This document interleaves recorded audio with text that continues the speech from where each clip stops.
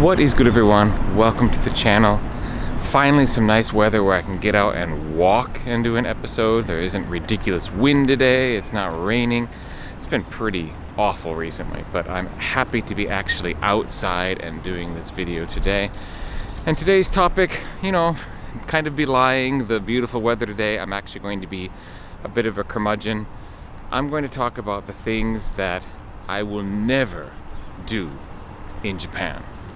Been here almost 18 years. There are numerous things that I still want to do. I'm actually going to do a video about my bucket list, the things I haven't done that I really want to do. And I'm going to do another video coming up as well where I'm going to talk about the things that I have done and never want to do again. But today we're going to get into the things that I've never done and I'm never going to do. So without further ado, let's get into it.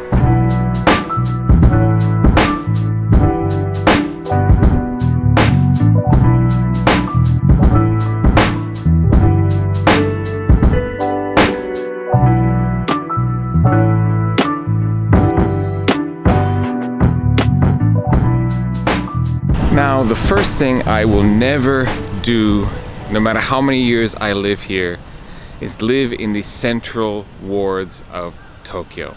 I know you're saying that you probably should say, never say never, but honestly, I really never want to live in the really busy parts of Tokyo. And I love going there. I love visiting Tokyo. I love poking around the bookshops in Jinbocho. I love going to see Shimokitagawa for the resale shops and vintage shops. I love going to Shibuya just to people watch, and there's really good restaurants there. I mean, I have friends in Tokyo that I'll go and visit, but I don't know what it is. I can't take very much of it for very long, and I'm always pretty happy to get out of the central areas. I guess I'm just a small city or country boy at heart, and Tokyo is a wonderful playground to go and visit, but I'm just never going to live there. While we're on the topic of Tokyo, there are two things in Japan that I will never, ever do, and they happen to be on a lot of people's tourist bucket lists for the city of Tokyo. The first is the robot restaurant, and the second is to drive around dressed like Mario or Luigi and do the go-kart racing in the streets of Tokyo. I'm sorry. The go-kart racing thing, as someone who drives here and someone who just looks at that and thinks, I'm honestly surprised, shocked that there hasn't been a major accident with someone dying, because I think they only get away with it in Japan because people here are so used to looking for bikes and scooters when driving. Like Americans, we're really bad in America about seeing motorcycles and such, and that's why motorcycle accidents are so prevalent. In Japan, you really get used to driving with a lot of scooters and bicycles around, so maybe that's why there have been no fatalities on that Mario Kart thing, but I don't know. I'm being a curmudgeon, I get it, but I just think it doesn't look fun. I've seen it. I've seen it go by me on the street. Zero interest. And as for the robot restaurant, that is just one of those things that is purely for tourists. I've talked to a lot of students who live in Tokyo, and I've asked a fair number of Japanese about it. No one's ever heard of it. Tokyo people don't know the robot restaurant. It's somehow gotten on the foreign tourist radar, and I've known people who really wanted to go there or who have been there on their 1 week or 2 week trip around Japan, and I don't get it. It just strikes me as one of those places that allows you to kind of revel in this whole, wow, Japan is such a weird, crazy place. That image of Japan is weird and odd, that it's like it's made for, like it's a movie set. Like, it's not real. It's one of those things that you just don't experience if you really live here, and it's not like a real slice of what Japan is really like. It's more like you're fulfilling a fantasy about what Japan is in your mind in terms of like weird and wacky and futuristic and crazy, and I'm having trouble describing it because I don't get it. I just don't understand the allure of the robot restaurant.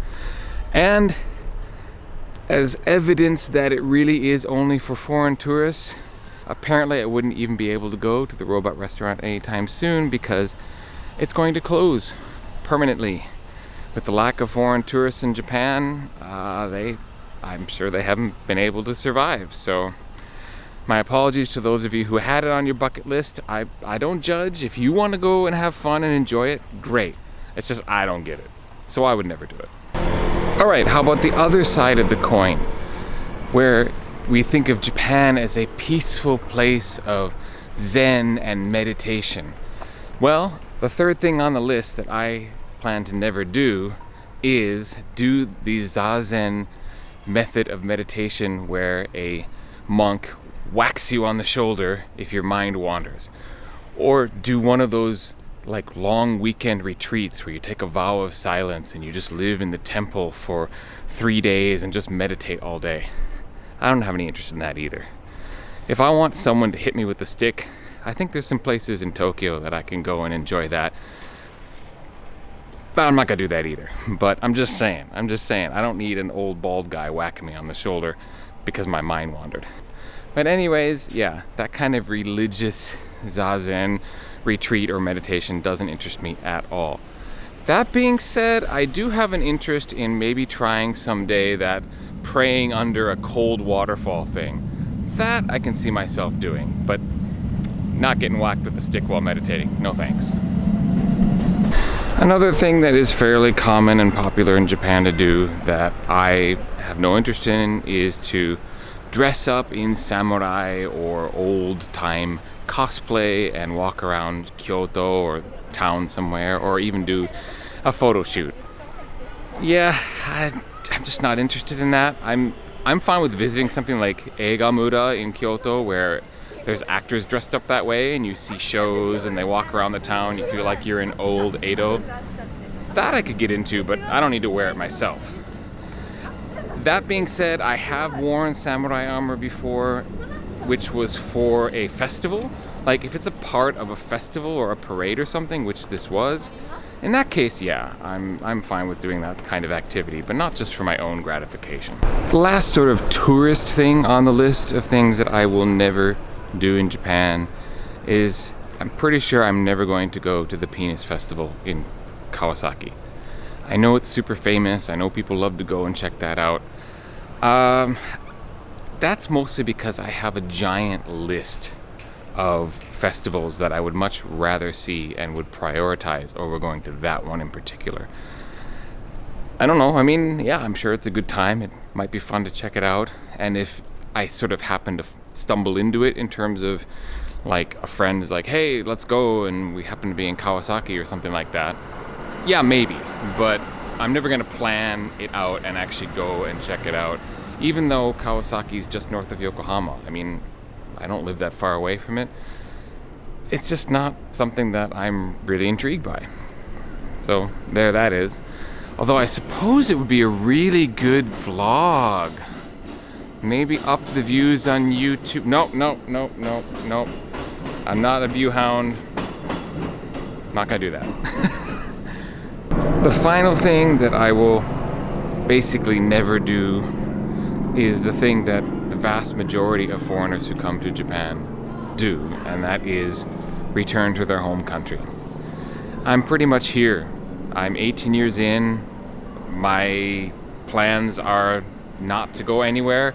It'd probably take a major shaking up of the world order, like a giant war or something really crazy happening, to make me want to move or leave. So this is my home. This is my place and where I'm going to be. Of course, other foreigners do the same thing, but most non-Japanese residents end up, if not going back to their home country, moving on to another foreign country somewhere. But not me. I am here for the long haul, barring something crazy happening. So, yeah. Honestly speaking, I think my next couple of lists will be even better than this one, because my bucket list, I mean, there's so many things I want to do here yet. And there are a good number of things that are in the kind of one and done category. Done it once, don't really need to do that again. So please look forward to those videos. I'll probably release those over the next 2 weeks. I'm just gonna make this a set 1, 2, 3 weeks in a row. I drop a video every single Friday, so look for them then.